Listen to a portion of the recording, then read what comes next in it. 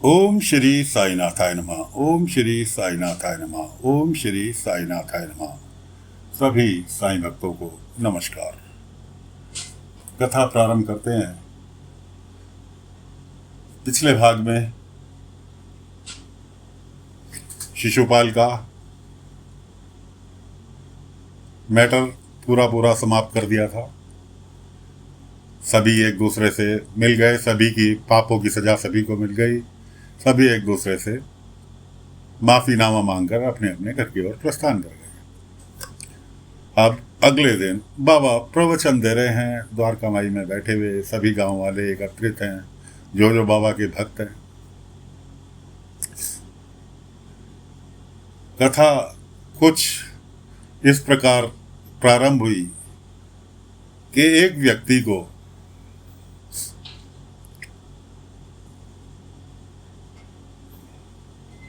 यमराज उठाकर ले गए स्वर्गलोक में, भगवान के सामने पेश किया। भगवान ने पूछा, हाँ भाई सब ठीक ठाक, बाल बच्चे राजी खुशी, किसी तरह की परेशानी तो नहीं हुई मृत्युलोक में?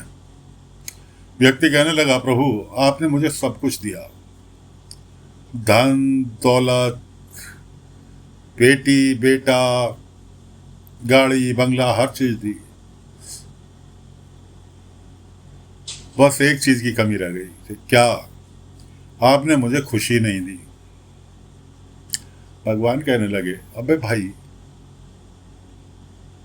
खुशी तुझे चाहिए थी या 4 जनों को चाहिए थी? अब व्यक्ति की चौंकने की बारी। ये क्या मतलब? मतलब ये कि खुशी तुझे चाहिए थी ना, 4 जनों को तो नहीं चाहिए थी। तेरी हर बात में एक लाइन जुड़ जाती थी, 4 जने क्या कहेंगे। तेरा बेटा स्पोर्ट्समैन बनना चाहता था, खिलाड़ी बनना चाहता था, तुझे पसंद नहीं था कि 4 जने क्या कहेंगे, तूने उसे नौकरी पे लगा दिया। वो भी दुखी और तू भी दुखी। क्यों? बेटा तेरे से खुश होता तो तुझे खुशी देता। उसके बाद नंबर आया तेरी बेटी का। बेटी एक गरीब व्यक्ति से शादी करना चाहती थी, तूने एक रईस परिवार में शादी कराई कि गरीब से शादी करूंगा तो 4 जने क्या कहेंगे। तो भाई अपनी खुशी तो तूने खुद बर्बाद की। अगर तू 4 जनों की ना सोचता कि 4 जने क्या कहेंगे, तो तेरे घर में खुशियों का भंडार था जो मैंने तुझे दिया। लेकिन तुझे अपनी खुशी की चिंता नहीं थी, तुझे उन 4 जनों की खुशी की चिंता थी कि 4 जने क्या कहेंगे।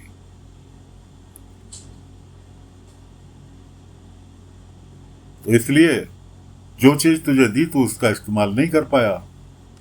आजा बैठ जा साइड में को, तेरी खत्म हो गया तेरा नीचे का दाना पानी।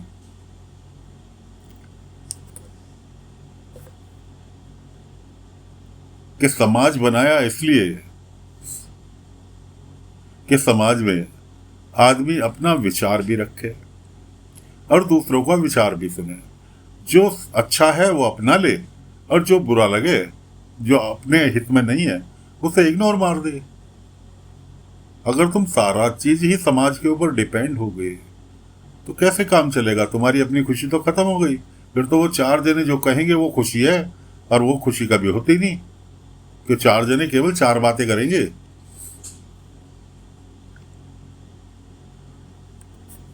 ये तो प्रवचन का मेन मुद्दा था कि 4 जने क्या कहेंगे। अब चलते हैं नई कथा की ओर। कुलकर्णी का बेटे की बहू तेजस्वी का दूर का भाई मकरंद किसी शहर में रहता था। शहर में क्या, बंबई के आसपास रहता था। पैसे वाली हस्ती, धर्म कर्म वाला व्यक्ति। पत्नी थी, बेटा था जो कि गुम हो गया या क्या हुआ आगे चलकर पता चलेगा। पत्नी की बीमार अवस्था बेटे, छोटा बेटा खो गया था या गुम हो गया था, क्या जाने, आगे पता चलेगा, बाबा बताएंगे तब पता चलेगा।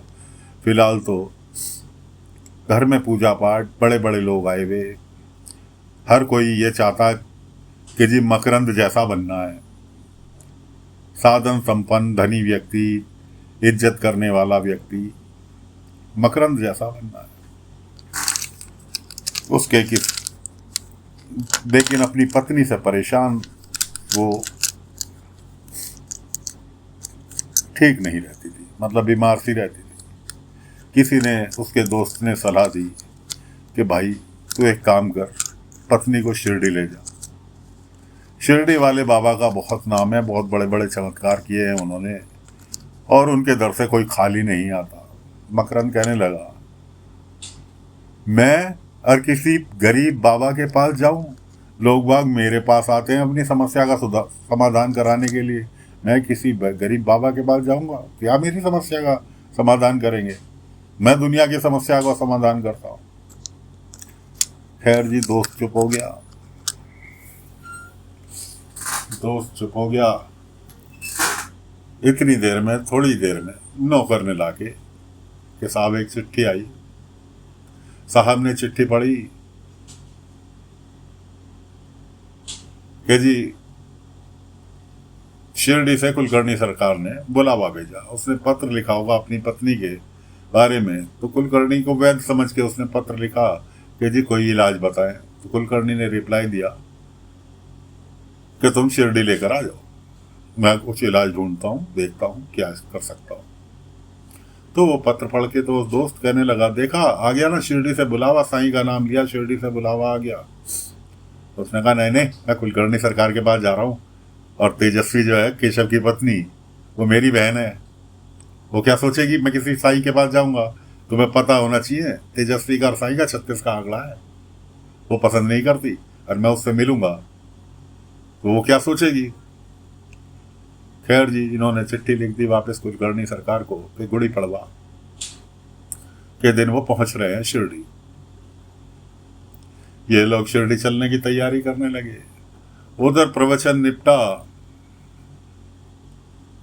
प्रवचन समाप्त हुआ। सभी लोग कहने लगे, साईं, जिसमें मालसापति जी ने स्टार्टिंग की, साईं मैं चाहता हूं कि गुड़ी पड़वा के दिन आप मेरे घर पधारें, अपने चरणों से मेरे घर को पवित्र करें, ताकि पूरा साल मेरे लिए अच्छा बीते। मालसापति जी का कहना था कि एक एक करके सभी लोग चिल्लाने लगे, साईं मेरे घर भी आना, साईं मेरे घर भी आना, साईं मेरे घर भी आना। बाबा ने कहा, भाई तुम सब लोगों का न्योता मिल गया, मुझे न्योता स्वीकार है तुम्हारा, लेकिन अब तुम ये बताओ, तुम सब लोगों के यहाँ एक ही वक्त पर जाने के लिए तो मुझे कम से कम 100 रूप रखने पड़ेंगे, जब जाके अलग अलग सभी के घर में जा पाऊंगा। सारे एक दूसरे का मुंह देखने के लिए लगे, कहने लगे बात तो सही, आप ठीक कह रहे हो। तो इतने में मालसापति जी ने प्रस्ताव रखा कि साईं मेरा एक प्रस्ताव है, उससे आप की भी बात रह जाएगी और सभी के घर आप घूम भी लेंगे, सभी का दिल भी रख लेंगे और काम भी हो जाएगा। बाबा बोले, इससे पहले सबके मुंह से निकला क्या? मालसापति कहने लगे, क्यों ना इस बार हम गुड़ी पड़वा पे साईं की शोभा यात्रा निकालें। द्वारका माई से शोभा यात्रा प्रारंभ होगी और हर किसी के घर होती हुई वापस द्वारका माई आके समाप्त होगी। तो इस बहाने साईं सबके घर हो भी आएंगे और गुड़ी पड़वा उत्सव भी बन जाएगा, जोर शोर से बन जाएगा। सभी ने प्रस्ताव पास कर दिया। अब गुड़ी पड़वा को बाबा की शोभा यात्रा की तैयारियां चालू हो गई। उधर ये खबर कुलकर्णी सरकार के पास तक पहुंची कि भाई ऐसे ऐसे फकीर की शोभा यात्रा निकलने वाली है। नौकरों ने जाके खबर दी कि फकीर की शोभा यात्रा निकलेगी गुड़ी पड़वा पे। कि कुलकर्णी सरकार, तुम्हारे पास कोई नहीं आने का। कुलकर्णी कहना, अच्छा फकीर की शोभा यात्रा निकलेगी, वाह वाह, मैं भी शामिल होऊंगा उस शोभा यात्रा में। नौकर मुंह देख रहे कि क्या हुआ ऐसे कुलकर्णी को कि ये साईं की शोभा यात्रा में शामिल होगा। खैर कुलकर्णी को पत्र मिला कि ऐसे ऐसे मकरंद, जो कि तेजस्वी का भाई है, गुड़ी पड़वा वाले दिन पधार रहा है। तेजस्वी के पास तक खबर पहुंची, वो उछलने कूदने लगी, तैयारियों में लग गई। कुलकर्णी की पत्नी रुक्मणी जी तो पहले से ही तैयारी में लगी हुई थी, सबके मनमाफिक व्यंजन वगैरह बनाने में। तो दोस्तों फिलहाल कथा को यहीं पर विराम दे रहे हैं। आगे की कथा लेकर अगले अंक में फिर हाजिर होंगे। तब तक के लिए आज्ञा दीजिए। ओम साई राम, ओम साई राम, ओम साई राम, ओम।